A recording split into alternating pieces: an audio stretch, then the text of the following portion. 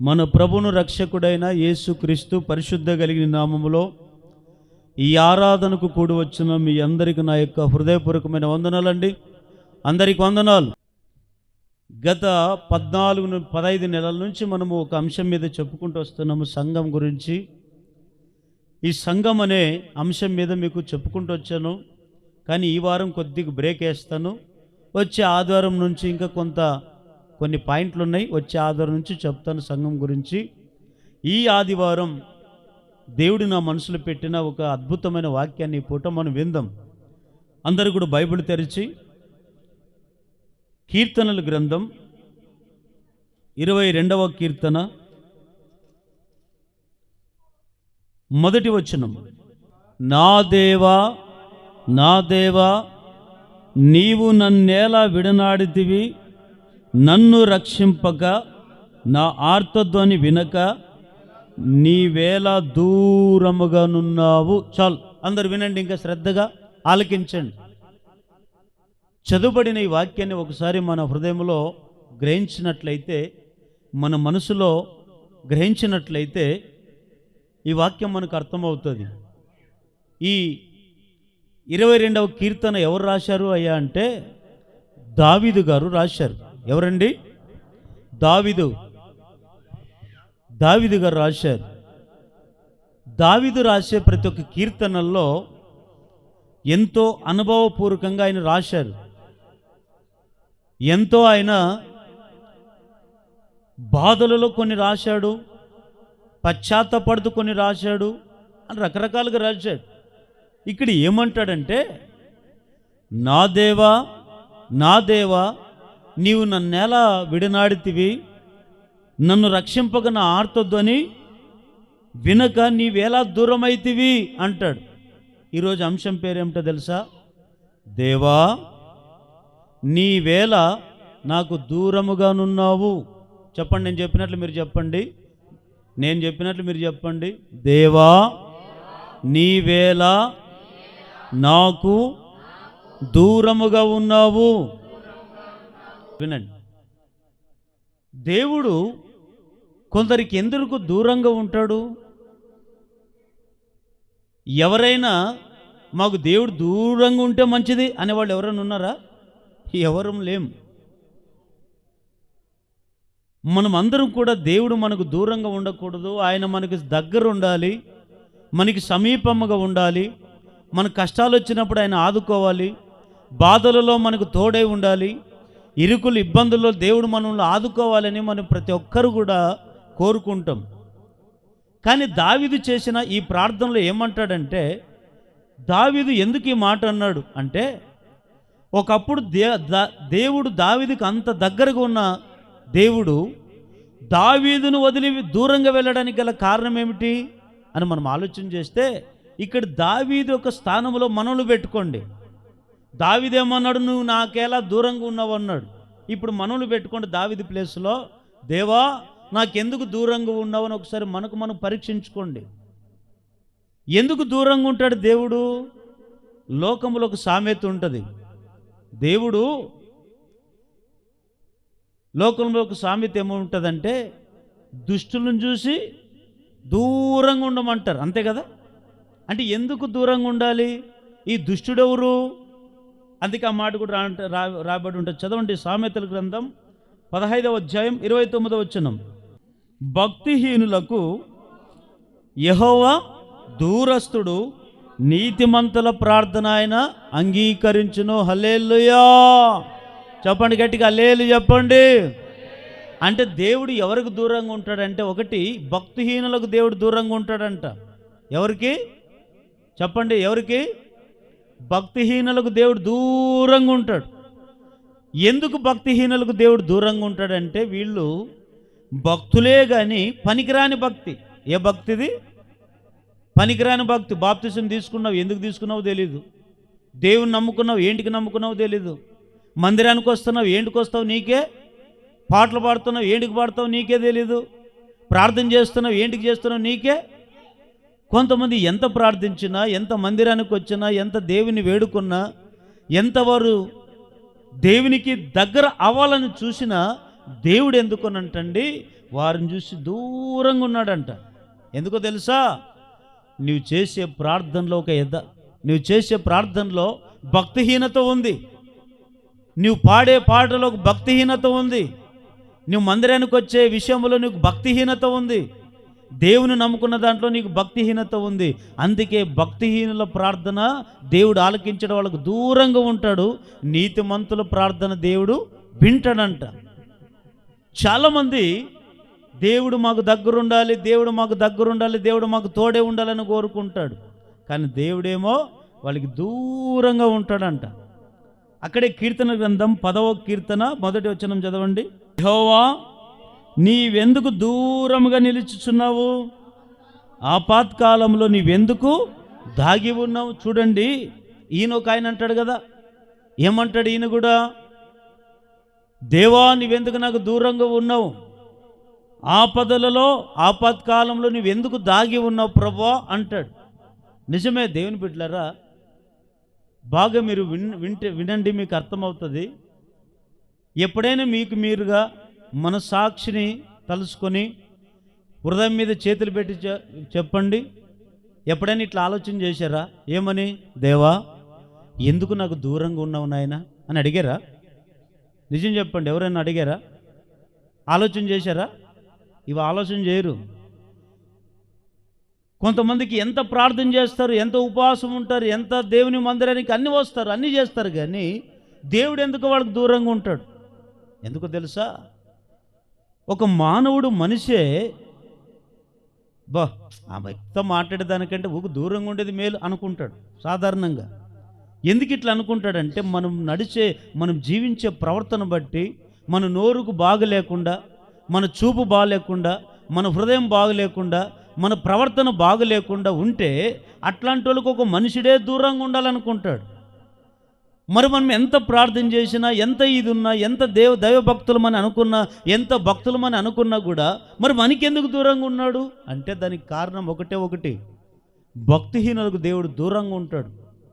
నీలో ఏదో ఒక భక్తిహీనత చూశాడు, అది అర్థం చేసుకోవడం మనిషి. ఎంతసేపున్న దేవుడు ఉంటే నా ప్రార్థన ఆలకించడా, దేవుడు అనేవాడు ఉంటే నా శ్రమలు చూడడా, దేవుడే ఉంటే నా కష్టాలు ఆదుకోడా, దేవుడే ఉంటే నా ప్రార్థన ఆలకించడా, దేవుడే ఉంటే నన్ను కాపాడుడా అని మనుషుడు ఇట్లాగా ఆలోచన చేసి ఇంకా దేవుని అపార్థం చేసుకుంటున్నారు. కానీ అవును, దేవుడు నాకు ఎందుకు దూరం అయిపోయాడు? నాకు దేవుడు దగ్గరుంటే నా ప్రార్థన వింటాడు కదా, మరి దేవుడు నా దగ్గరుంటే నా మొర ఆలకిస్తాడు కదా, దేవుడు నా దగ్గరుంటే నా కష్టాలు తీరుస్తాడు కదా అని ఆలోచన మనుషుడు వదిలిపెట్టి ఏదో ఒక భ్రమలో బతుకుతున్నాడు. అందుకే దేవుని బిడ్డలారా, ఈ పూట ఆలోచించండి. ఈరోజు దేవుడు నీకు దగ్గరున్నాడా లేదా నీ నుంచి దూరంగా ఉన్నాడా? ఒకసారి ఆలోచించండి. కానీ ఎందుకు దేవుడు దూరంగా ఉండాలనుకుంటాడు అంటే మనం ఆలోచన చేస్తే బైబిల్లో ఒక అద్భుతమైన మాట ఉంది. ఏమిటో తెలుసా? యెషయా ప్రవచన గ్రంథం 5వ అధ్యాయము 26వ వచనం. ఆయన దూరముగానున్న జనులను పిలుచుటకు ధ్వజమెత్తును, భూమి అంతము నుండి వారిని రప్పించుటకు ఈలగొట్టును.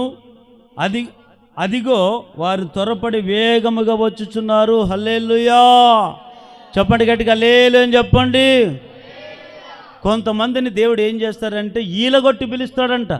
అమ్మా వినండి, బాగా వినండి.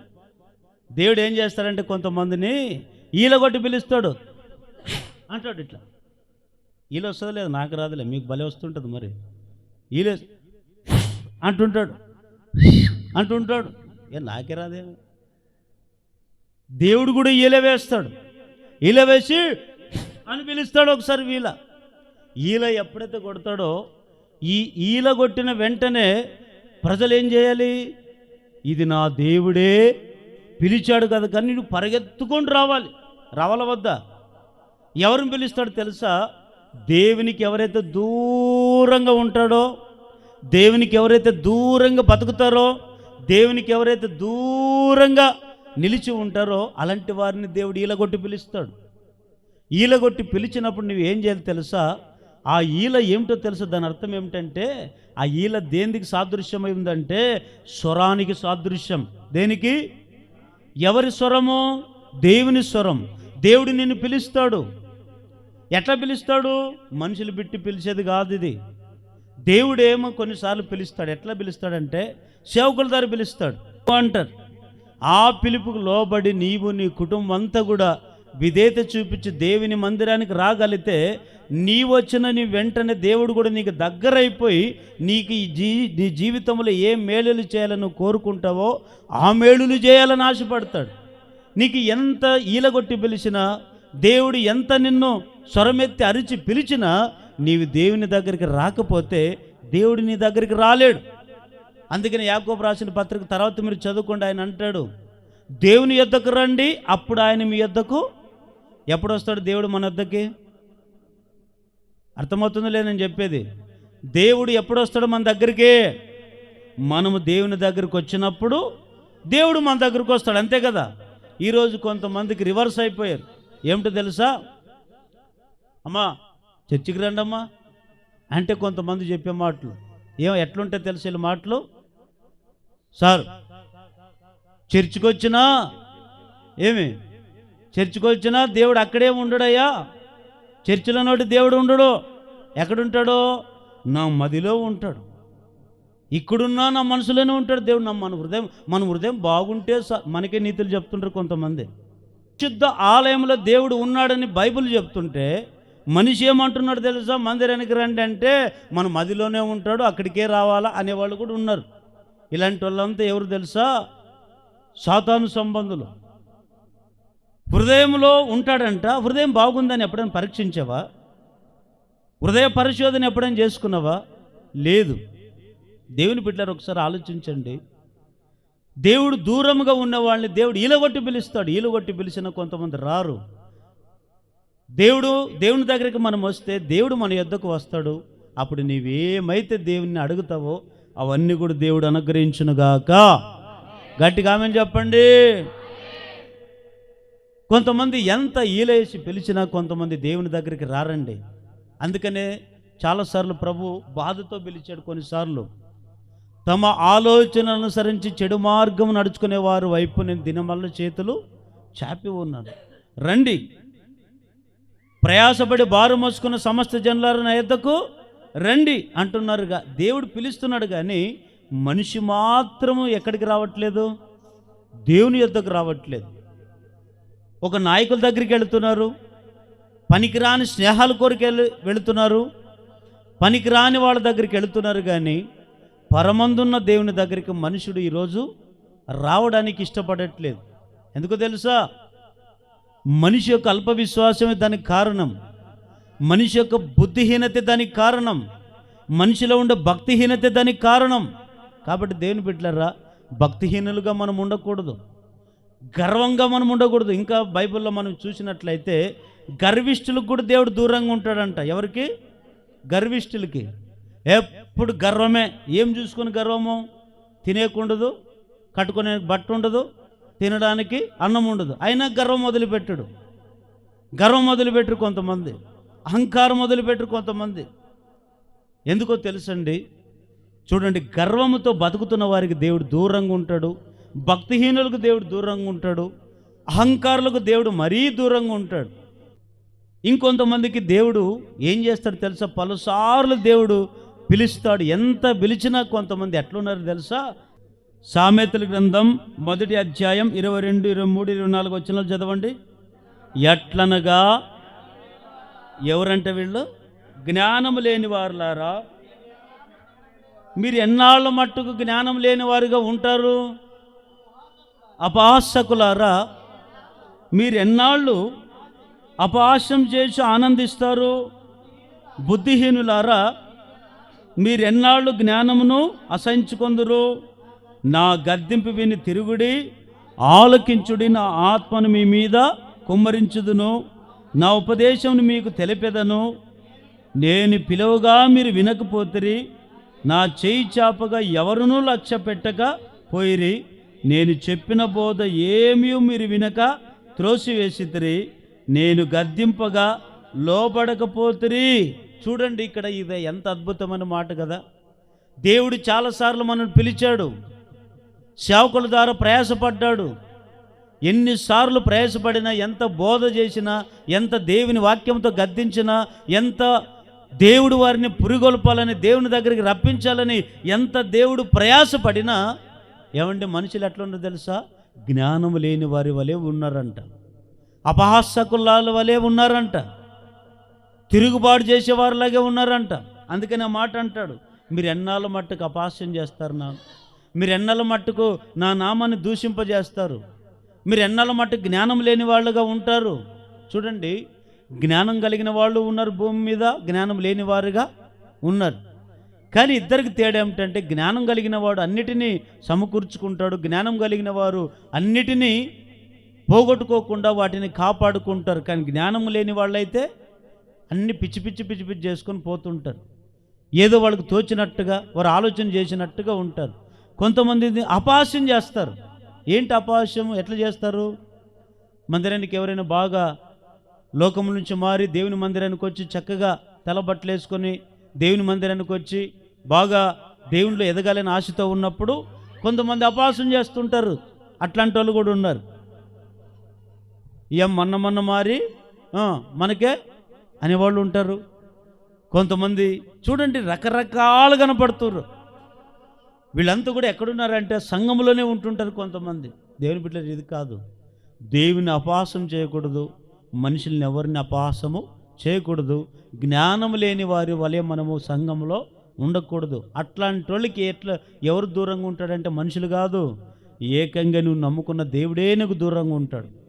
మరి ఎందుకు దూరం అయిపోయాడని ఎప్పుడైనా ఆలోచన చేసావా? ఎంతసేపున భ్రమలో బతుకుతున్నాడు మనుషుడు.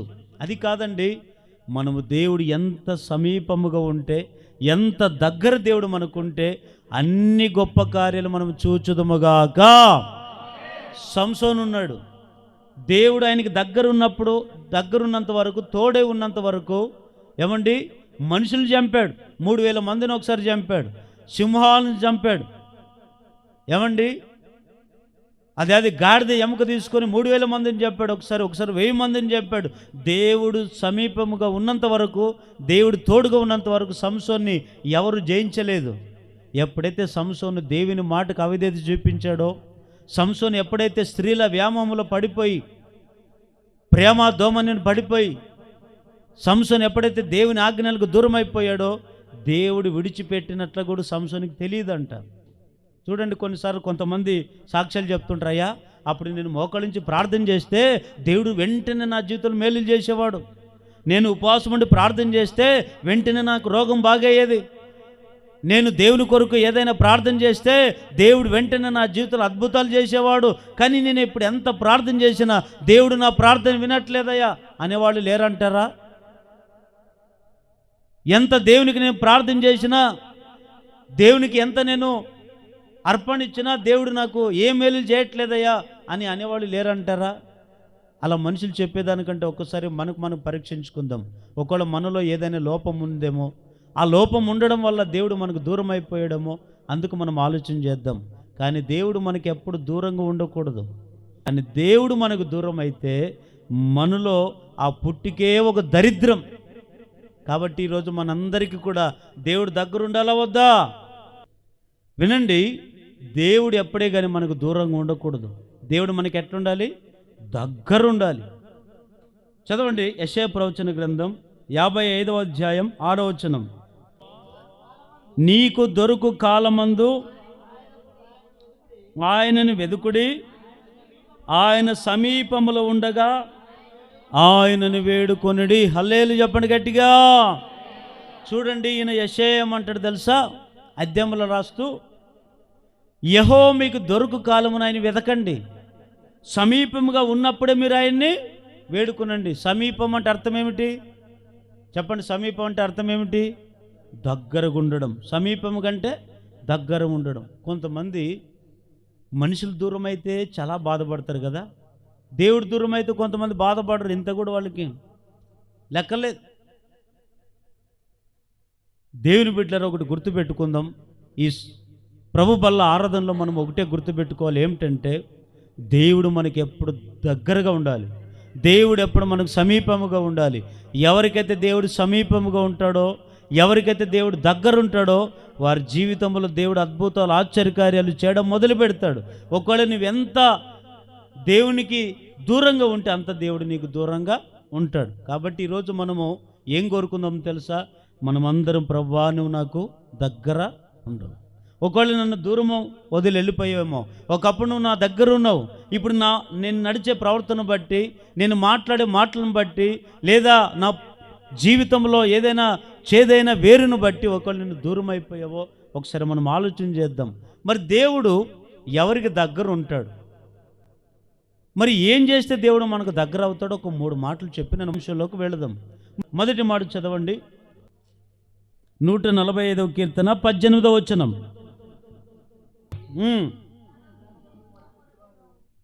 తనకు మొర్రుపెట్టు వారికి అందరికీ, తనకు నిజముగా మొర్రుపెట్టు వారందరికీ యెహోవా సమీపముగా ఉన్నాడు. గట్టిగా ఒకసారి అందరూ చప్పట్లు కొట్టండి, చప్పట్లు గట్టిగా గట్టిగా హల్లెలూయా. ఎవరికి దగ్గర అవుతాడంటే, ఎవరికి దగ్గర ఉంటాడంటే భక్తిహీనులకు కాదు, గర్విష్ఠులకు కాదు, అహంకారులకు అంతకంటే కాదు. మరి ఎవరికి దేవుడు దగ్గర ఉంటాడంటే, ఒకటి ఎవరైతే నిజముగా మొర్రు పెడతారో వారికి దేవుడు ఎట్లుంటాడంట? దగ్గర ఉంటాడంట. వారు దగ్గర ఉంటాడంట. ఈ మాట ఒకసారి నేను మీకు బాగా వివరిస్తాను, అందరు వినండి. నిజముగా మొర్రపెట్టడం అంటే అర్థం ఏమిటి? నాకు ఈ మాట చదివిన భలే ఆలోచన వచ్చింది. నిజముగా మొర్రపెట్టడం అంటే అర్థం ఏమిటి? అసలు మొర్రపెట్టడం అంటే ఏమిటి చెప్పండి? మొర్రపెట్టడం అంటే ఏమిటి? మొర్రపెట్టడం అంటే ఏమిటి? ప్రార్థన చేయడం, అంతే కదా? అంటే దీంట్లో 2 రకాలు ఉంటాయి. నిజముగా మొర్రపెట్టేవాళ్ళు ఉంటారు, ఏదో ఒట్టి పెదాలతో మొర్రపెట్టేవాళ్ళు కూడా. ఆ మాట కూడా రాయబడి చదవండి, యెషయా గ్రంథం 29వ అధ్యాయం 13వ వచనం. ప్రభు ఇలాగు సెలవిచ్చి ఉన్నాడు, ఈ ప్రజలు నోటి మాటతో నా యొద్దకు వచ్చుచున్నారు, పెదవులతో నన్ను ఘనపరచుదురు గాని తమ హృదయం నాకు దూరము చేసుకొని ఉన్నారు. చాలు, ఏంటండి ఇప్పుడు ఈయనేమంటాడు యెషయా? దేవుడు ఏం చెప్తున్నాడు యెషయాకి? యెషయా, ఈ ప్రజలు నోటి మాటతో నా యొద్దకు వస్తున్నారు అంటున్నాడు. ఎట్లా? నోటి మాటతో నా యొద్దకు వస్తున్నారు కానీ వారి హృదయం నాకు దూరంగా ఉంది. కొంతమంది ఓకే, సంఘానికి రావాలంటే వస్తున్నాం, వినాలంటే వింటున్నాం, ఏదో ప్రార్థన చేయాలంటే చేస్తున్నాం, వెళ్ళిపోమంటే ఇది కాదు. నీవు సంఘానికి వచ్చిన నీవు, మందిరానికి వచ్చిన నీవు ఏం చేయాలో తెలుసా?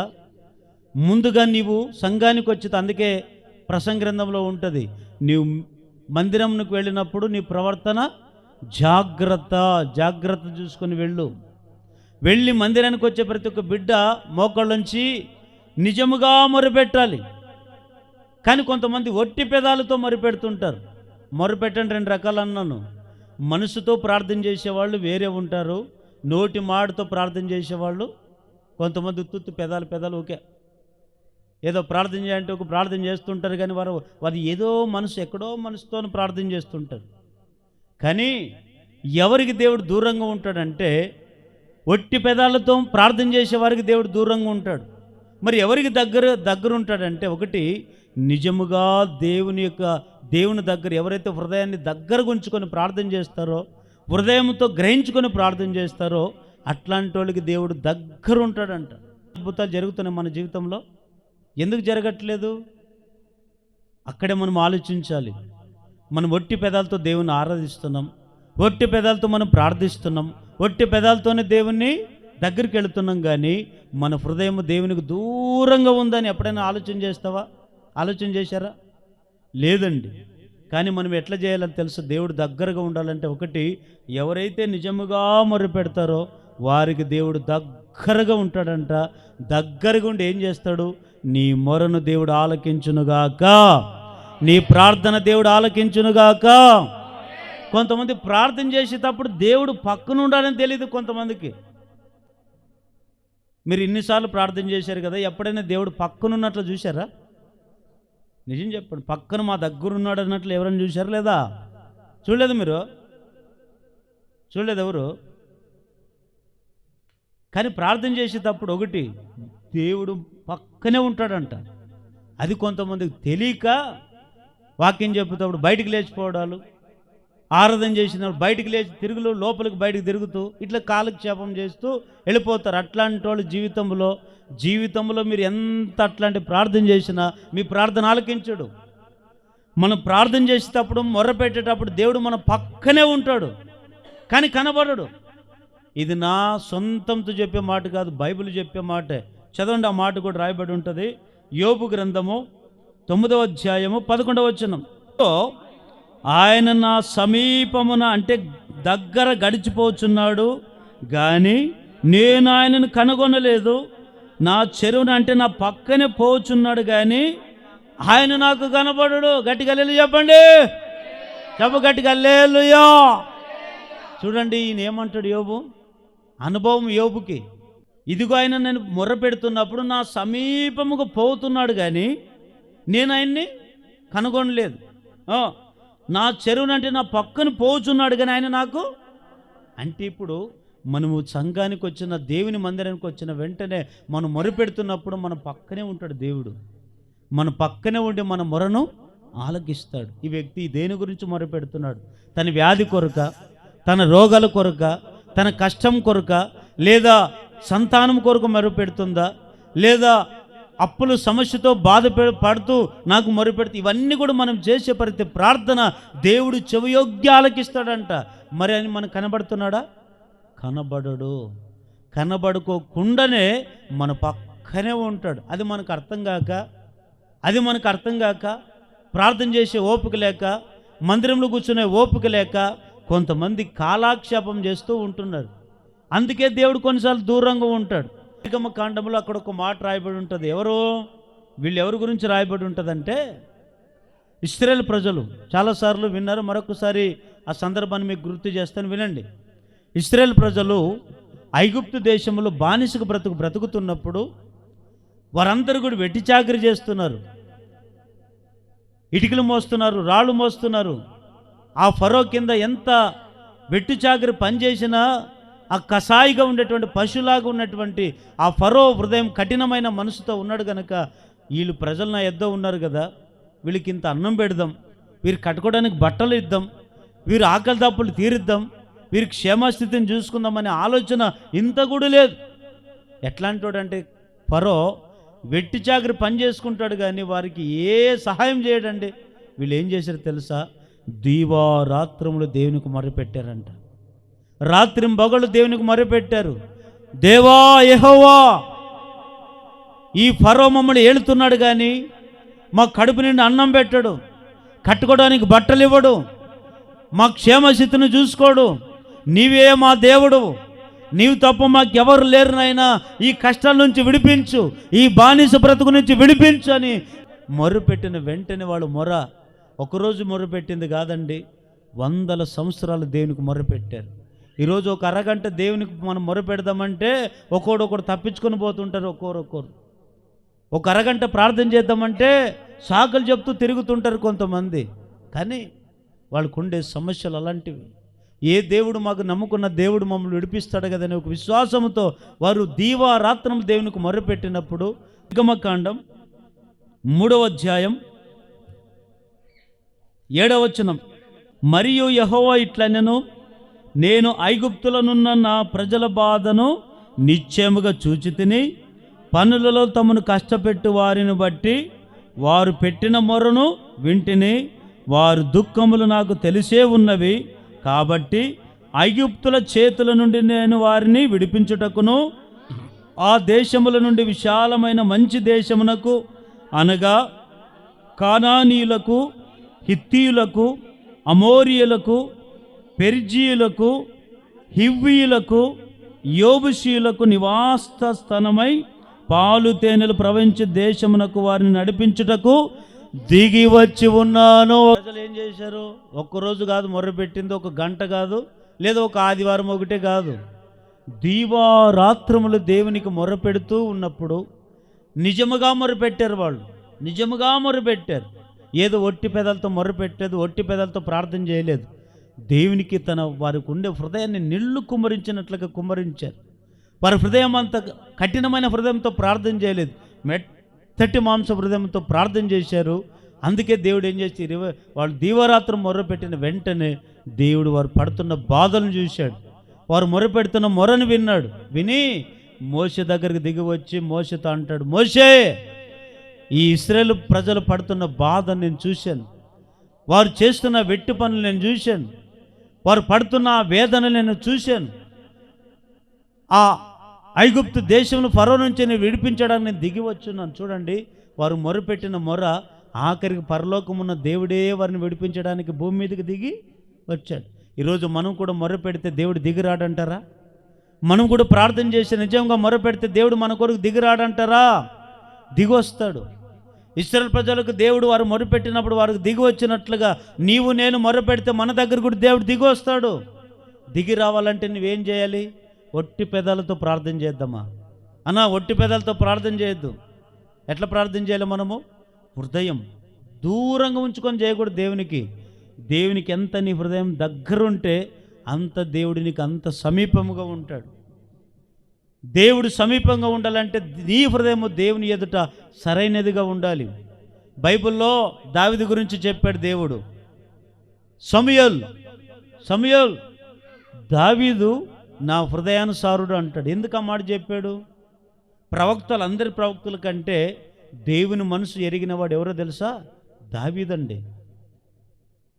అందరికీ దేవుని మనసు అర్థం కాదు, దేవుని ఆలోచన అర్థం కాదు. దేవుని మనసు ఎవరైతే ఎరిగి ఉంటారో వారికే అర్థమవుతుంది. దేవుడు ఎవరో తెలుసా? నీ హృదయంలో ఏముందో తెలుసు, నీ ఆలోచన ఏం చేస్తావో తెలుసు, నీవెప్పుడు ఏం మాట్లాడతావో తెలుసు, ఎప్పుడు ఎక్కడ కూర్చుంటావో తెలుసు, ఎప్పుడు ఎవరితో మాట్లాడతావో తెలుసు, ఎప్పుడు ఎక్కడికి వెళ్ళాలని ఆలోచన చేస్తావో తెలుసు. ఇవన్నీ కూడా దేవునికి తెలుసు. దేవునికి తెలిసి కూడా నీవు కొన్నిసార్లు ఏం చేస్తావంటే నీ హృదయాన్ని అపవిత్రపరుచుకుంటావు, నీ హృదయాన్ని దూరంగా ఉంచుకుంటున్నావు. నీ హృదయంలో ఎప్పుడైతే అపవిత్రత కలిగి ఉంటుందో అపవిత్రతను చూసి దేవుడు ఏం చేస్తాడు? దూరంగా పోతాడు. దేవుడే దూరం అయిపోతాడు, దేవుడు దూరంగా వెళతాడు. అప్పుడు నువ్వెంత మొర్రపెట్టినా, కష్టాలు కన్నీళ్ళు వచ్చినప్పుడు ఎంత మొర్రపెట్టినా ఆయన చెవులు మూసుకుంటాడు, కళ్ళు మూసుకుంటాడంట. దేవుని బిడ్డలు అది కాదండి. మనం ఎప్పుడైతే నిజంగా మొరపెడతామో వారికి మాత్రమే దేవుడు దగ్గరుండి వాళ్ళ ప్రార్థన ఆలకిస్తే వారి జీవితంలో అద్భుతాలు జరిగించునుగాక. గట్టిగా ఆమేన్ చెప్పండి. యోబు గ్రంథం 35వ అధ్యాయం 12వ వచనం చదవండి. బాగా వారు దుష్టులైన మనుషులు గర్వమును బట్టి మొరపెడుదురు గాని ఆయన ప్రత్యుత్తరం ఇచ్చట్లేదు.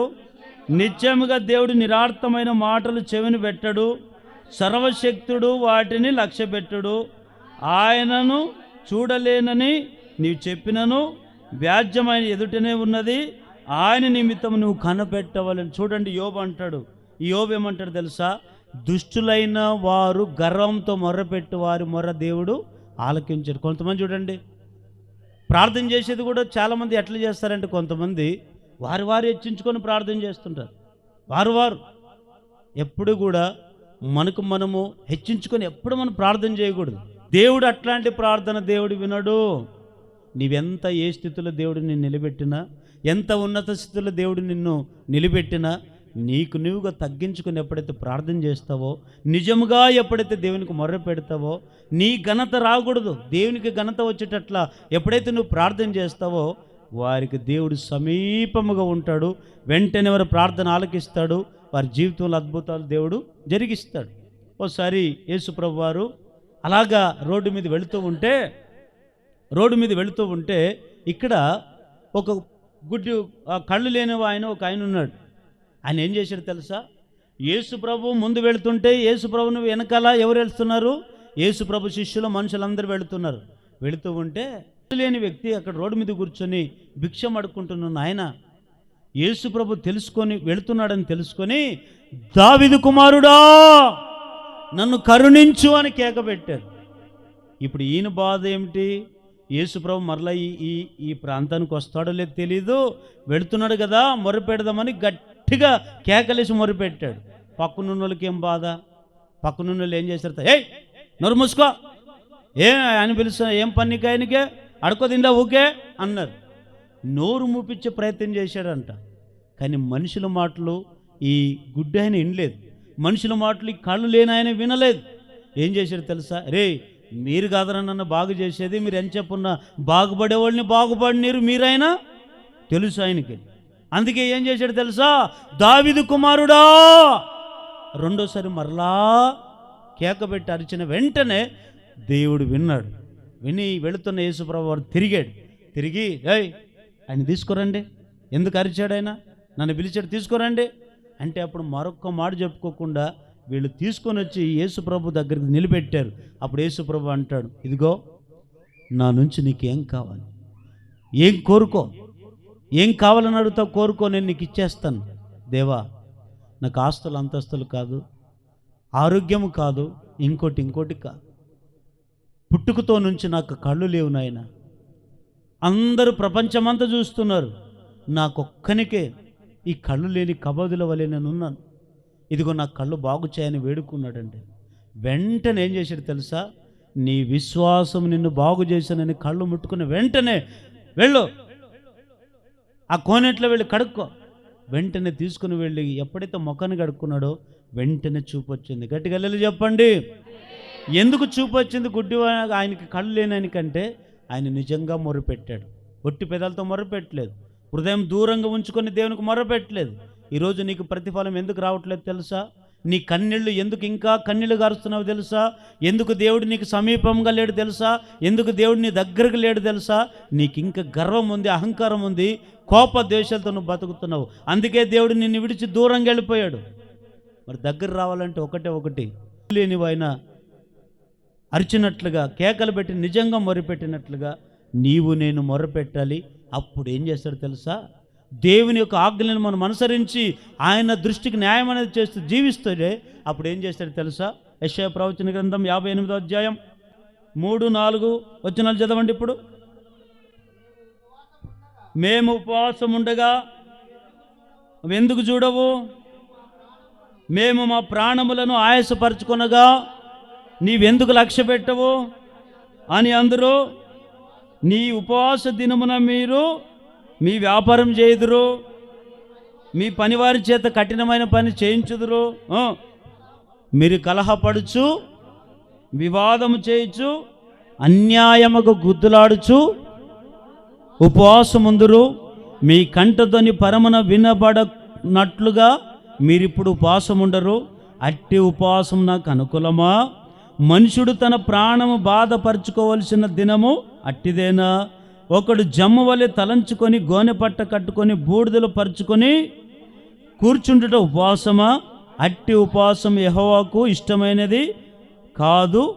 మీరు అనుకొందురా? దుర్మార్గులు కట్టిన కట్టను విప్పుటయు, కాడిమాను మేకులు తీయటయు, బాధింపబడిన వారిని విడిపించుటయు, ప్రతి కాడిని విరుగొట్టుటయు నేను ఏర్పరచుకొనిన ఉపవాసం కదా. హల్లెలూయా. ఈ మాట కొద్దిగా వినండి. ఇప్పుడు ప్రతి సంవత్సరం కొంతమంది ఉపవాసాలు ఉంటున్నారు లేదా? సంవత్సరంలో 2 రోజులు, 1 రోజు, నెలలో ఎంతమంది ఉపవాసం ఉంటున్నారు? ఒకసారి చేతులు ఎత్తండి. మేము సంవత్సరానికి ఒకసారి ఉపవాసం ఉంటున్నాం అన్నవాళ్ళు మాత్రమే చేతులు ఎత్తండి. నిజంగా చేసేవాళ్ళు ఎత్తండి. మీరేం ఎట్లున్నారు? లేరా? మొత్తానికి 1-2 ఉన్నారు.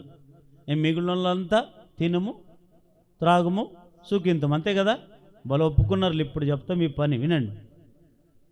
ఇప్పుడు చాలామంది ఉపవాస ప్రార్థనలు ఉంటారు.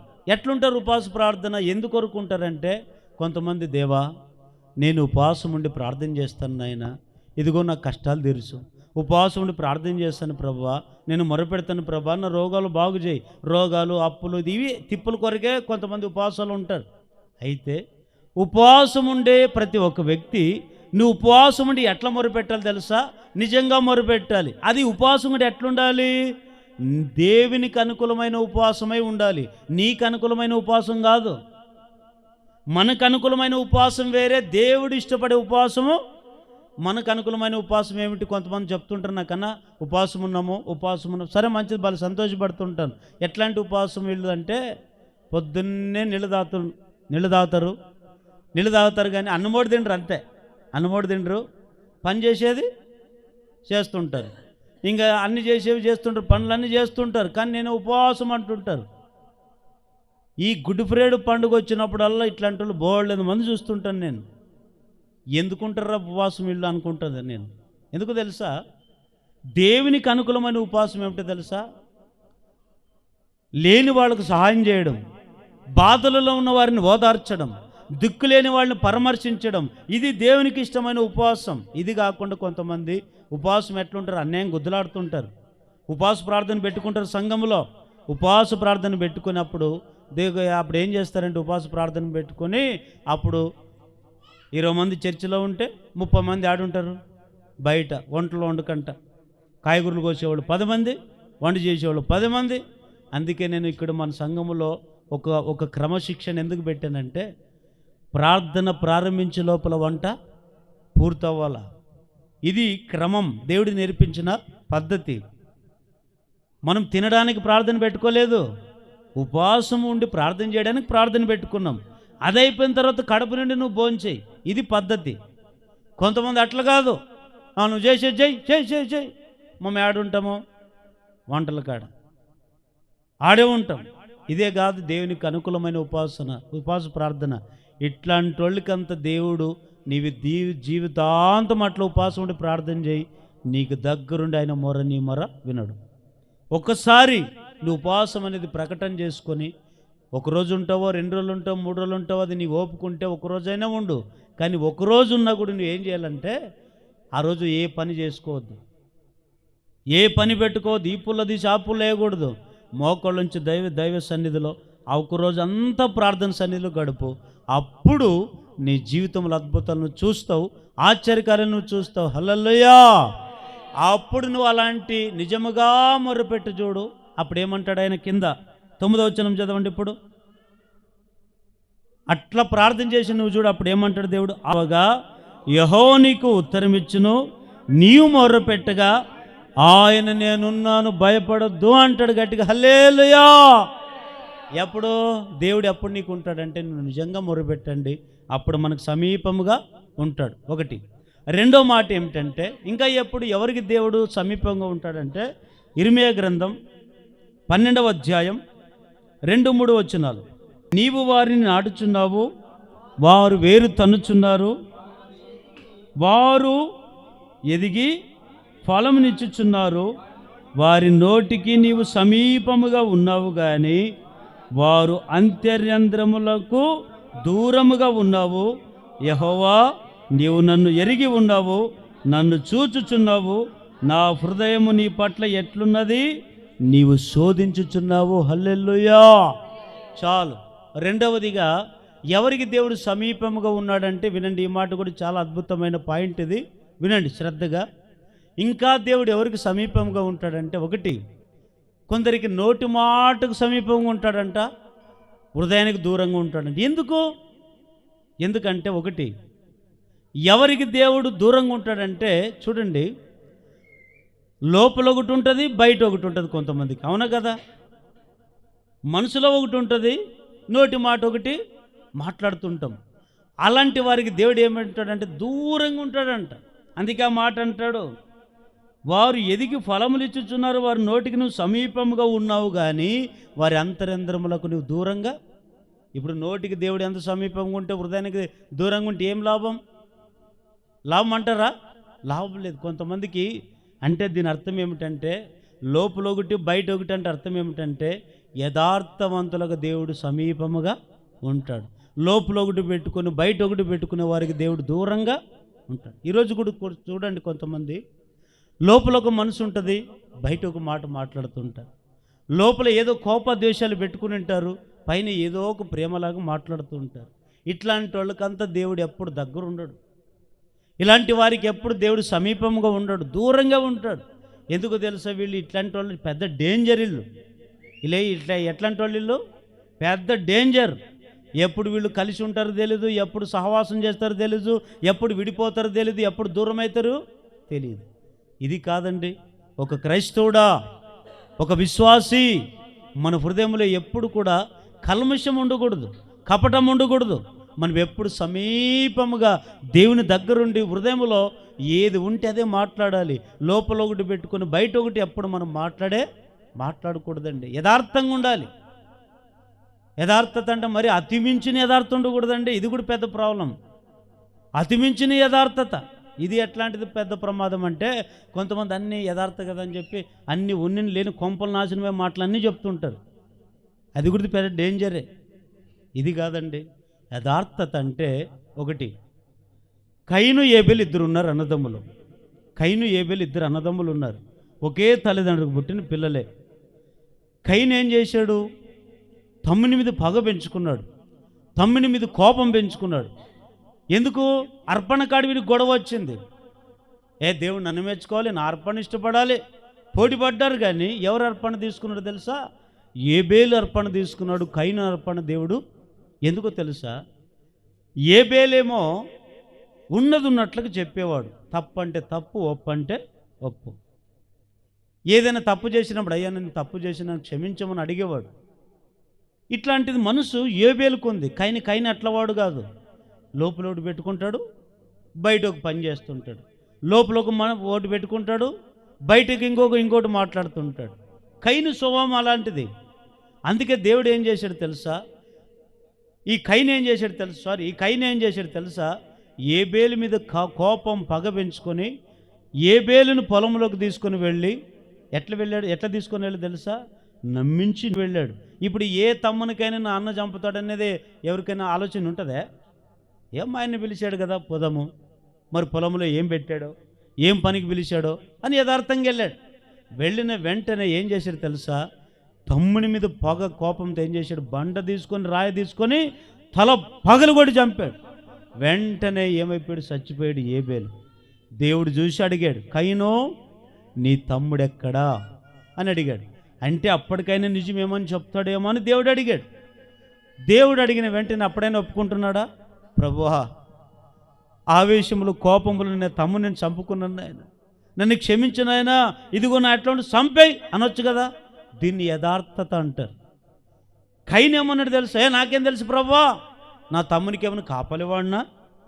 చూడండి, కొంతమంది నిజంగా మాట్లాడే మాటలు తప్పును కొన్నిసార్లు ఒప్పుకోరు. కొంతమంది చూసింటాడు వ్యక్తి, పలానా దగ్గర నువ్వు ఉన్నావు కదా, పలానా దగ్గర నువ్వు ఇట్లా పని చేసావు కదా, పలానా దగ్గర నువ్వు ఇట్లా మాట్లాడావు కదా అంటే లేదు అంటుంటారు. కొంతమంది ఒప్పుకోరు. ఈ కయీను కూడా ఒప్పుకోకపోవడం వల్ల ఏమొచ్చింది ఆయనకి లాభము? ఏమైనా ఆశీర్వదింపబడ్డా? బాగుపడ్డా?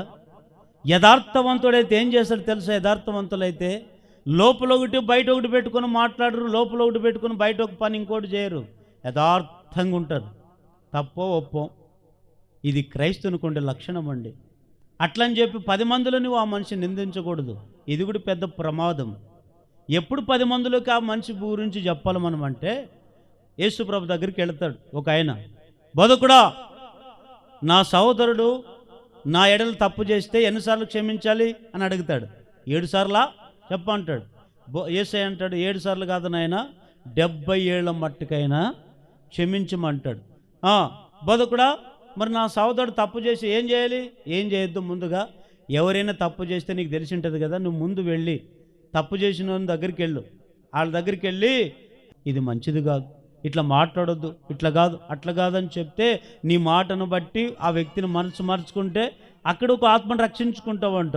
నీ మాట కూడా వినకపోతే అప్పుడు ఏం చేయాలి? నువ్వు 2-3 సాక్ష్యం తీసుకొని వెళ్ళి మంచి మాట చెప్పించాలి.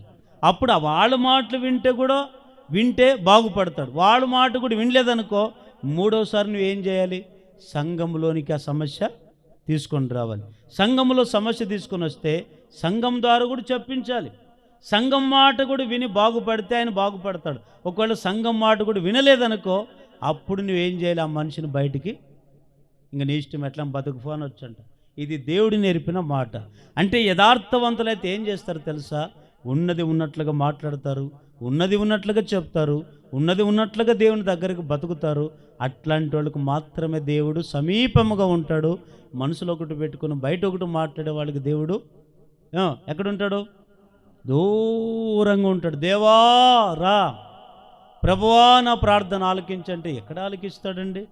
అందుకే మన హృదయాన్ని దేవుడు కొన్నిసార్లు పరిశోధిస్తాడు, పరీక్షిస్తాడు. మన హృదయం దేవుని ఎదుట ఎట్లుందో పరీక్షిస్తాడంట. యథార్థవంతులకు దేవుడు ఎప్పుడు సమీపముగా ఉంటాడు. హల్లెలూయా చెప్పండి, గట్టిగా హల్లెలూయా చెప్పండి. బైబిల్లో ఇంకొక ఆయన గురించి రాయబడింది కదా, యోబు గురించి దేవుడే చెప్తాడు. అపవాది వెళ్ళి ఆ పరలోకానికి వెళ్ళి చెప్తుంటాడు. ఏమని? అపవాది అనేటువంటి ఎవడో తెలుసా? ఫిర్యాదు చేసేవాడు. ఏం చేస్తాడు? ఫిర్యాది. అంటే ఏం ఫిర్యాదు? అయినా బాగా ఆడుతూ పాడుతూ సుఖ సంతోషాల మధ్య ఉండేవాళ్ళ దగ్గర వెళ్ళి వాళ్ళు తీసుకొని వెళ్ళి ఫిర్యాదు చేసి ఏం చేస్తాడు? కొంపలు కూల్చేవాడు. వెళ్ళి ఏం చేసాడు తెలుసు? పరలోకంలో ఆరాధన జరుగుతూ ఉంటే అక్కడికి వెళ్ళాడు. అక్కడికి వెళ్ళి, దేవా యెహోవా, నీవేమి ఇక్కడ ఆరాధనలో సంబరంగా ఉన్నావు? భూమి మీద నేను అటు ఇటు తిరుక్కుంటూ వచ్చాను నీ దగ్గరికి అంటాడు. నీవేం సంబరంగా ఉన్నావో చూడు, భూమి చూడు, నీ ప్రజలు ఎట్లా బతుకుతున్నారో, యోబు చూడు ఎట్లా బతుకుతున్నాడో అంటాడు ఈ సాతాను. అప్పుడు దేవుడు ఏమంటాడు? ఇదిగో సాతానా, నీ భూమి మీద వెళ్ళి యోబును ఎప్పుడైనా చూసావా? ఎప్పుడైనా నేను పరీక్షించావా అంటాడు. పరీక్షించానులే, ఇంకా తెలుసులే యోబు ఎట్లా బతుకుతున్నాడు తెలుసా సాతాను? చూసావా లేదా ఎట్లా బతుకుతున్నాడు? యోబు అంటే ఎట్లా బతికాడు తెలుసా? భూమి మీద యథార్థంగా బ్రతికాడంట. రెండవది, దేవుని యందు భయభక్తులు కలిగి బ్రతికాడు. మూడవది, చెడుతనాన్ని విసర్జించి బ్రతికాడు. నాలుగవది, న్యాయవంతుడై బ్రతికాడు. అంటే భూమి మీద యోబు బ్రతికిన జీవితంలో యోబు అంత యథార్థవంతుడు ఆ దినాల్లో ఇంకొకరు దేవుని గనపడలేదంటండి. యథార్థంగా బ్రతికాడు యోబు. అందుకనే దేవుడు ఊజు దేశం అంత ధనవంతుడిగా దేవుడు తయారు చేశాడు ఆయన్ని. ఒకప్పుడు యోబుకి కొద్ది స్థితే, ఉన్నత స్థితి. ఈరోజు కూడా మీరు అనుకోవచ్చు, అయ్యా మాది చిన్న ఉద్యోగమేనండి, అయ్యా మాది చిన్న వ్యాపారమేనండి, అయ్యా మాది చిన్నది పెట్టుబడి అండి, మాకు ఇక్కడ ఏం సంపాదన లేదండి, మేము ఎంత సంపాదించుకున్నా మాకేం మిగులుపాటు లేదండి అని మీరు అనొచ్చు. కానీ నేను చెప్పే మాట ఏమిటో తెలుసా? చెప్తా. కొంతమందికి ఈరోజు ఆశీర్వాదం పొందుకునే స్థితి ఎందుకు లేదు తెలుసా? మనుషులకి యథార్థత లేదు, స్థిరము లేదు. దేవుడు మనకి ఏదైనా ఇచ్చాడు, వ్యాపారమో ఉద్యోగమో, చిన్నదే కావచ్చు, 10,000 ఉద్యోగమో కావచ్చు, 5,000 ఉద్యోగమో కావచ్చు, లేదా రోజుకు ఒక 500 వ్యాపారమే కావచ్చు, 1,000 రూపాయల వ్యాపారమే కావచ్చు. కానీ నీ వ్యాపారంలో, నీ ఉద్యోగంలో నువ్వు మరింతగా ఆశీర్వదింపబడాలంటే ఒకటి నీకు యథార్థత ఉండాలి, రెండవది నీవు స్థిరంగా ఉండాలి వ్యాపారంలో, ఉద్యోగంలో. కొంతమంది అట్లా కాదు, పెట్టుబడి 10 రూపాయలు పెట్టి నాకు 1,00,000 రూపాయలు కావాలి, నాకు 1,00,000 రూపాయలు ఆదాయం రాలేదంటే అవుతుందే? కొంతమంది స్థిరం లేకుండా కొంతమంది దేవుడిచ్చిన సంపాదన కాలుతో అనుకొని బతుకుతున్నారు. యోబునంట ఊజు దేశంలో దేవుడు కొన్ని ఒకప్పుడు ఆయనకి ఇంతే ఒక రకంగా దీవింపబడ్డాడు. కానీ దేవుడు ఎందుకు అంత ఆశీర్వదించాడు తెలుసా? యోబుకు కష్టం వచ్చినా దేవునిలో యథార్థ వదిలిపెట్టలేదు, బాధలు వచ్చినా వదిలిపెట్టలేదు. కష్టాలు, కన్నీళ్ళు, బాధలు వచ్చి పిల్లలు చచ్చిపోయి అన్ని సమస్యలు వచ్చినా దేవుని మీద మరొక్క మాట పలకలేదంటే వ్యతిరేకంగా. ఆఖరికి కట్టుకున్న భార్య అంటే ఏమంటారు చదవండి అన్నమాట. యోబు గ్రంథము 2వ అధ్యాయం 7 నుంచి చదవండి, 7, 8. కాబట్టి అపవాది యెహోవా సన్నిధి నుండి బయలువెళ్ళి అరికాలు మొదలుకొని నడినెత్త వరకు బాధగల కురుపులతో యోబును మెత్తెను. అతడు ఒళ్ళు గోక్కొనుటకై చిల్ల పెంకు తీసుకొని బూడిదలో కూర్చొని ఉండగా అతని భార్య వచ్చి, నీవింకను యథార్థతను వదులుకుందువా? దేవుని దూషించి మరణము. మీరు కూడా ఒక యోబు భార్య అనుకోండి, ఈ పూటకోటే. యోబు ఏమో యథార్థవంతుడు, కానీ భార్యకి ఏం లేదు, యథార్థత లేదు. ఆమె ఎట్లాంటి మనసు? ఆమెకి ఎట్లాంటి మనసు అంటే మనసులో ఒకటి పెట్టుకుంటుంది, బయట ఒకటి మాట్లాడుతుంది. అందరూ వచ్చినప్పుడేమో ఒక రకంగా ఉంటుంది, ఒంటరిగా ఉన్నప్పుడు ఇంకొక రకంగా ఉంటుంది.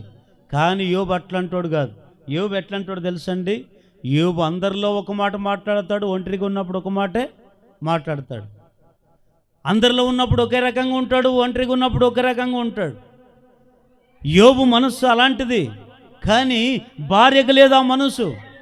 ఈరోజు కూడా చాలామంది జీవితాల్లో భార్య యథార్థంగా ఉంటే భర్త యథార్థంగా ఉండడు, భర్త యథార్థంగా ఉంటే భార్య కొన్ని కుటుంబంలో యథార్థంగా, కొందరు మంది చూడండి అందరూ ఒక 5-6 మంది ఇంట్లో ఉంటారు, ఒకరు చేసే పని ఒకరికి తెలియదు, ఒకరు చేసే పని ఒకరికి తెలియదు. ఏమైనా ప్రార్థన పెట్టావా అంటే నన్ను ఏం చెప్పలేదు, ఆడే పెట్టమన్నాడు. చూడండి, కొంతమందికి యథార్థత లేదండి. ఎక్కడుంది యథార్థత? కానీ యోబు అట్లాంటోడు కాదండి. యోబు యథార్థంగా బతికాడు. ఏదైనా ముక్కుసూటికి బ్రతికాడు. అందుకే దేవుడు యోబుని రెండింతలుగా ఆశీర్వదించాడు. యోబుకి ఎప్పుడు కష్టాలు వచ్చినా సమీపంగా ఉన్నాడు, ఇరుకులు వచ్చినా సమీపంగా ఉన్నాడు. ఏమండి, ఆయన శోధనలో మరీ సమీపంగా ఉన్నాడు. ఆ యోబు లాంటి యథార్థత మనందరికీ కూడా వచ్చునుగాక. కాబట్టి దేవుని బిడ్డలారా, యథార్థంగా మనం బతుకుదాం. యథార్థంగా బతికితే దేవుడు మనకు సమీపంగా ఉంటాడు. బైబిల్లో అననీయ సప్ఫీరా కూడా ఉన్నారు, ఇద్దరు భార్య భర్తలు. ఒకే సంఘానికి వచ్చారు, ఒకే సంఘంలోనే ఉంటున్నారు, ఒకే సంఘంలోనే సావాసం చేస్తున్నారు. కానీ ఇద్దరు భార్య భర్తలు ఎట్లంటే, మిగిలిన కుటుంబాలంతా ఒక రకంగా ఉంటే ఈ అననీయ సప్ఫీరా మాత్రం ఒక డిఫరెంట్. బయట భాగవతం సేవకునికి అప్పుడు అర్థమైందంటే, పొలం అమ్మారు. పొలం అమ్మిన తర్వాత ఈ అననీయ సప్ఫీరా ఏం చేశారు? పొలం అమ్ముకున్న తర్వాత కొంత దాచిపెట్టారు, కొంత దేవునికి ఇచ్చారు. అప్పుడు సేవకుడికి అడిగాడు పేతురు, ఇదిగో అననీయ, మీ పొలం ఉంది కదా, ఎంతకు అమ్ముకున్నారు అంటే అప్పుడు చెప్పొచ్చు కదా, ఇదయ్యా దైవజనుడా, 10 లక్షలకి నేను అమ్ముకున్నాను, ఇదిగో 2 లక్షలు దేవునికి ఇవ్వాలనుకున్నాను, మిగిలిన 8 లక్షలు నా అప్పులు తీర్చుకొని లేదా ఒక ఇల్లు కట్టుకొని నేను ఇట్లా బతకాలనుకున్నాను అన్నాడా? అనలే. కొంత దాచుకొని ఏం చేశాడు తెలుసు? ఎంతకు అమ్మేవంటే ఇంతే. ఎంత? ఇంతే. ఎంత? ఇంతే. అప్పుడు ఏమంటాడు తెలుసా ఈ పేతురు?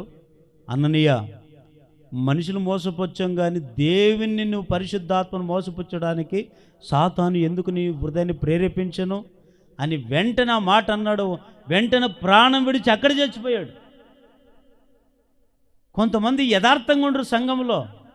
భర్త చేసే పని భార్యకు తెలియదు, భార్య చేసే పని తెలుసు అంటారా ఎవడే? ఇప్పుడు అంత రహస్యాలు. కానీ ఈరోజు నేను చేసే పని మీకు తెలియకపోయినా, మీరు చేసే పని నాకు తెలియకపోయినా, మనందరు చేసే పని ఒకరు చూస్తున్నారు. ఎవరు? పరలోకమందు నా తండ్రి చూస్తాడు. ఆయనకు ఒకరోజు మనం అందరూ లెక్క అప్పచెప్పాలి. ఎందుకు దూరం అవుతున్నాడంటే మనలో యథార్థంగా లేనందుకు దేవుడు దూరంగా ఉన్నాడు. దూరంగా ఉన్న దేవుడు దగ్గరికి రావాలంటే ఎట్లా బతకాలి? మనము యథార్థంగా బతకాలి. యోసేపు కూడా ఉన్నాడు బైబిల్లో. యోసేపు కూడా 12 మంది అన్నదమ్ములు వాళ్ళ ఇంట్లో. 11 మంది ఒక రకంగా ఉంటే యోసేపు మాత్రం ఒక రకం ఉంటాడు. ఈ 12 మంది ఎట్లాంటి వాళ్ళు అంటే ఇట్లాంటి వీళ్ళకి ఎంతసేపున కుళ్ళు, కుతంత్రము, కోపము, ద్వేషము, అసూయ. ఒకరు బాగుపడితే ఓర్చుకోలేరు, ఒకరు బాగుంటే వీళ్ళకి ఒక అసూయ పుడుతుంది. అట్లా బతికారు 11 మంది అన్నదమ్ములు. కానీ యోసేపు అట్లాంటోడు కాదు. యోసేపు ఎట్లాంటోడు అంటే, ఎంతసేపు ఉన్నా మా అన్నుళ్ళ కదా బాగుపడితే, నేను బాగుపడితే మా అన్నులు బాగుపడితే అనుకునేవాడు. యోసేపు ఇంకెట్లా అంటాడు? వాళ్ళు తింటేం నాన్న తింటేం ఇట్లా అనుకునేవాడు. కానీ అన్నదమ్ములు చేసే ప్రతి చెడు పని అంతా కూడా ఎవరికి చెప్పేవాడంటే తండ్రి అయిన యాకోబుకు చెప్పేవాడు. అన్నదమ్ములు ఎందుకంత పసిగట్టరు తెలుసా? అంటే ఏమి లేదు, యోసేపు ఉన్నది ఉన్నట్లుగా మాట్లాడేదానికే అన్నదమ్ములకు అంత పగ. అందుకే ఏం చేశారు? యోసేపును కొట్టి బాగా గుంతలో పడేశారు, ఐగుప్తు దేశానికి అమ్మేశారు. కానీ అన్నదమ్ములు ఎంత అమ్మేసినా, ఎంత ఆయన కొట్టినా, ఎంత హింసించినా దేవుడు హింసించాడా? యోసేపుకు దేవుడు తోడే ఉన్నాడు, కష్టాల్లో దేవుడు తోడే ఉన్నాడు. ఐగుప్తు దేశానికే గవర్నర్గా దేవుడు దీవించాడు యోసేపును. గట్టిగా హల్లెలూయా చెప్పండి. దేవుని బిడ్డలారా, ఈరోజు యథార్థంగా ఉంటే, అందుకని యథార్థవాది లోకానికి విరోధి ఉన్నది ఉన్నట్లు మాట్లాడే వాళ్ళకి ఉన్నంత ఏమండి వాళ్ళకు దూరమైనంత మనుషులు మరొకరు దూరం గారు. కానీ ఒకటి, యథార్థత అనేది కూడా ఎప్పుడు చూపించాలని మీరంటే ఒంటరిగా ఉన్నప్పుడే చెప్పండి. ఒంటరిగా ఉన్నప్పుడే వారు చేస్తున్న చెడ్డ పనుల గురించి చెప్పండి. అందరి ముందు కాదు, అందరి ముందు అవమానపరచకూడదు మనుషులను. ఒంటరిగా ఉన్నప్పుడు మాత్రమే చెప్పండి. ఒకటి, మనం చేసే ప్రతి పని అంతా దేవుడు చూస్తున్నాడని యథార్థంగా బ్రతకదాం. ఆ యథార్థంగా బ్రతికితే దేవుడు మనకు దూరంగా ఉన్న దేవుడు మనకు దగ్గరికి వస్తాడు, మన ప్రార్థన ఆలకిస్తాడు. మరింతగా దేవుడు దీవించునుగాక. ఎన్ని మాటలు చెప్పాను? ఒక్క రెఫరెన్స్ చదవండి. 3వ మాట, చివరి మాట చూసుకుని ముగించుకుందాం. ఫిలిప్పీయులకు రాసిన పత్రిక 4వ అధ్యాయము 5వ వచనం, మీ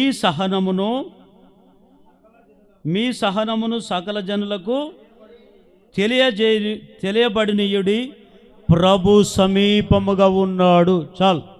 3వది, ఎవరికి దేవుడు దగ్గర ఉంటాడు, సమీపంగా ఉంటాడంటే 3వది సహించుకునే వారికి. చెప్పండి, ఎవరికి? చెప్పండి. 3వది ఎవరికి సమీపంగా ఉంటాడు? సహించుకునే వారికి. ఏం సహించాలి చెప్పండి? ఏం సహించాలి? సహించడం అంటే ఏమిటి? సహించుకునే వాళ్ళు ఎట్లుంటారంటే నిలబడు. వినండి, అందరు ఈయన చూడండి, నన్ను చూడండి. ఇట్లాంటివి చూపిస్తే కానీ మీకు అప్పుడప్పుడు అర్థం కాదు. వీడు ఎంత మనిషిని కృంగదీస్తున్నాడంటే అంత కృంగదీస్తున్నాడు మనిషిని.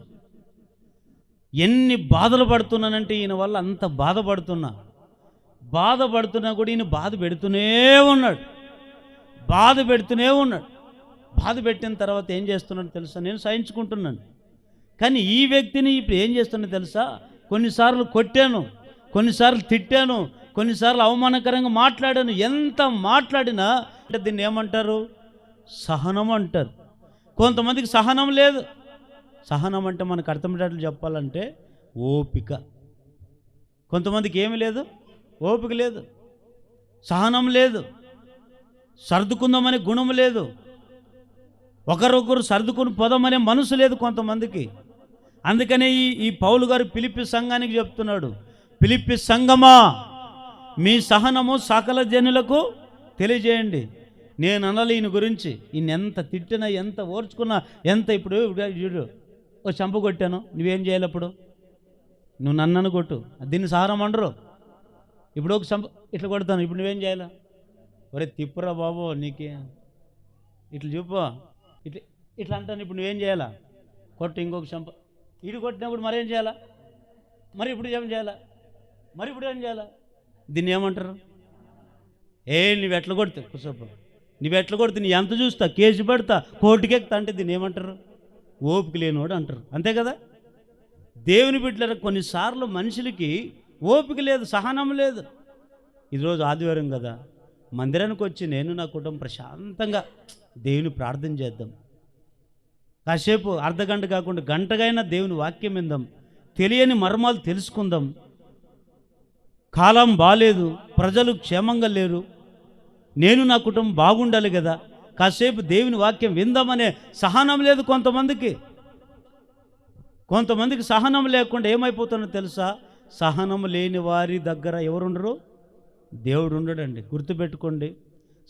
సహనం లేని వారు దేవుడు దగ్గర ఉండడు, దూరంగా వెళ్ళిపోతాడు. దూరంగా ఉంటాడు, ఎక్కడో దూరంగా ఉండి అక్కడ కూర్చుంటాడు. నీ పడే బాధలు చూస్తాడు, పడు ఎంత పడితే పడు అని చూసుకుంటూ ఉంటాడంట. కానీ అట్లని చెప్పి మరలా నీ ప్రాణ అపాయ స్థితికి వచ్చేంత వరకు దేవుడు దూరంగా ఉండడు, దేవుడు దగ్గరికి వస్తాడు. దేవుని బిడ్డలారా, సహించుకునండి. కష్టం వచ్చిందా? రోగాలు వెంటాడుతున్నాయా? అప్పుల సమస్య మిమ్మల్ని వెంటాడుతుందా?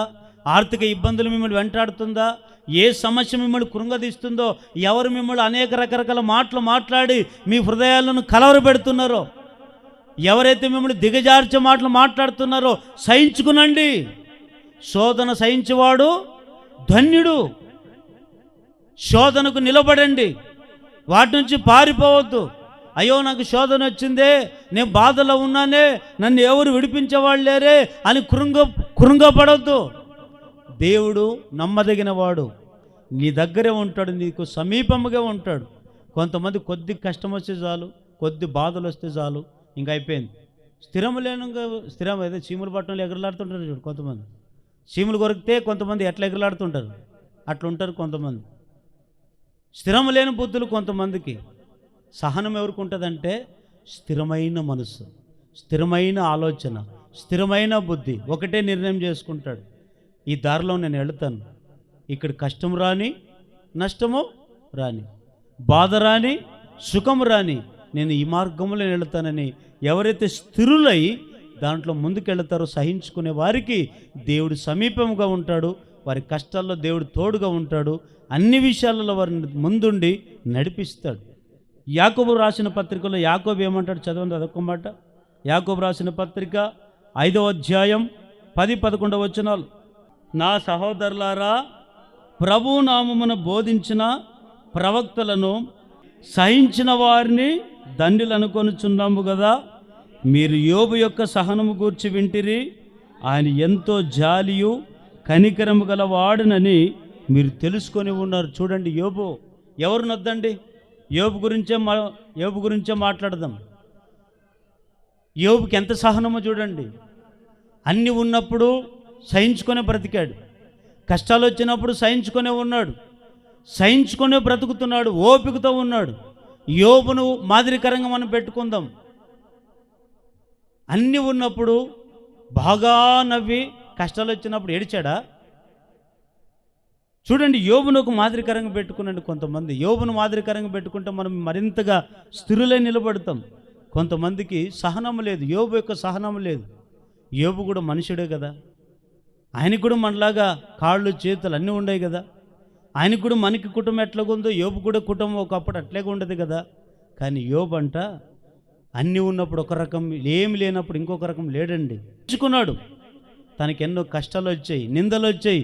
చిన్న చిన్న వాళ్ళే ఎగతాళి చేస్తున్నారు, చిన్న చిన్న వయసు వాళ్ళే ఆయన్ని నానా రకాల మాటలు మాట్లాడుతున్నారు. అయినా సహించుకున్నాడు, అయినా బాధను భరించాడు, అయినా వేదన పడుతూ వారిని ఎంతో సహించుకుంటూ ఆయన జీవితాన్ని గడిపాడు. ఈరోజు ఆ సహనం మనకు కావాలి, ఆ సహనం మనకు కావాలి. ఈరోజు కొంతమంది సహించుకునే వాళ్ళు లేరండి. కొద్దిగా ఎవరైనా ఒక మాట మాట్లాడితే ఇంక వాళ్ళు నన్ను మాట్లాడారు, నేను వాళ్ళకి దూరంగా ఉంటాను, వాళ్ళతో నేను మాట్లాడను, వీళ్ళు నాకు సరిపోలేదు, వాళ్ళకి నేను దూరంగా ఉంటాను. ఇట్లాంటి మనస్తత్వం కలిగి మనం బ్రతుకుతున్నాం. కానీ ఇది కాదండి. ఎవరైనా నిన్ను అంటున్నారా? అనని. ఎవరైనా నేను లేనిపోని నిందలేస్తున్నారా? వేయని. ఎవరైనా నీ గురించి తప్పుగా చెడ్డగా మాట్లాడుతున్నారా? మాట్లాడిని. ఎవరైనా నీ గురించి ఇంకేమైనా ఎప్పుడెప్పుడు ఈ వ్యక్తి నాశనం కావాలని ఎదురు చూస్తున్నారా? చూడని. కానీ మనకేముండాలి? సహనం.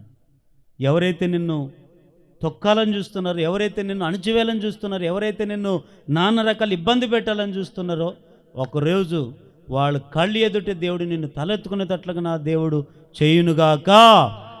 ఎవరైతే నిన్ను కృంగదేయాలని చూస్తున్నారో, దేవుడు ఒకరోజు నీకు సుఖ సంతోషాలు వాళ్ళ ఎదుటే దేవుడు దీవించునుగాక. దావీదు అంటాడు, నా శత్రుల ఎదుట నువ్వు నాకు భోజనము సిద్ధపరిచి. ఎక్కడ పెట్టాడు దేవుడు? నిన్ను ఎవరైతే అవమానకరంగా అక్కడే నేను ఘనపరుస్తాడు. ఎక్కడెక్కడో కాదు, ఎక్కడ నీకు విలువ లేకుండా బతికావో, ఏ ఇంట్లోనైతే నీకు విలువ లేదో, ఏ సంఘంలో అయితే నీకు విలువ లేకుండా ఉందని బాధపడుతున్నావో, అక్కడి నా దేవుడు నిన్ను లేపునుగాక. అక్కడే దేవుడు నిన్ను ఓదార్చి నిన్ను పైకెత్తునుగాక. ఈరోజు అలాంటి స్థితిలో మనం ఎదగాలంటే మనకేం కావాలి?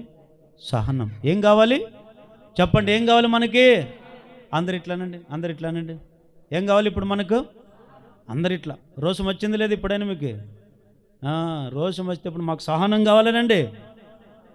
ఇప్పుడు వచ్చిన దారిలోకి ఇప్పుడు మిమ్మల్ని పట కొడతాను. ఎంత ఉంటుందో చూద్దాం ఓపు. దేవుని బిడ్డలారా వినండి, ప్రార్థన చేసుకునే దాంట్లో సహనం కలిగి ఉండండి. భార్యాభర్తలుగా సహనం కలిగి ఉండండి, సహనంతో ఉండండి. దేవుడు మనకు సమీపముగా ఉంటాడు. దేవుడిని కష్టాల నుంచి దేవుడు విడిపించునుగాక. ఒకవేళ ఈ పూట మనం పరీక్షించుకుందాం. ఒకవేళ మనం ఎంత మొర్రపెట్టినా, ఎంత మనం ఇంకా దేవునికి మొర్రపెట్టినా దేవుడు దూరంగా ఉన్నాడా? ఈ పూట మనము ప్రార్థన చేద్దాం. దూరంగా ఉన్న దేవుడు ఈరోజు అందరికీ దేవుడు సమీపంగా ఉండబోతున్నాడు. మనందరికీ దేవుడు సమీపంగా ఉండునుగాక. మన కష్టాల్లో దేవుడు తోడే ఉండునుగాక. దూరంగా ఉన్న దేవుడు మనకు సమీపంగా వచ్చునుగాక. అందరూ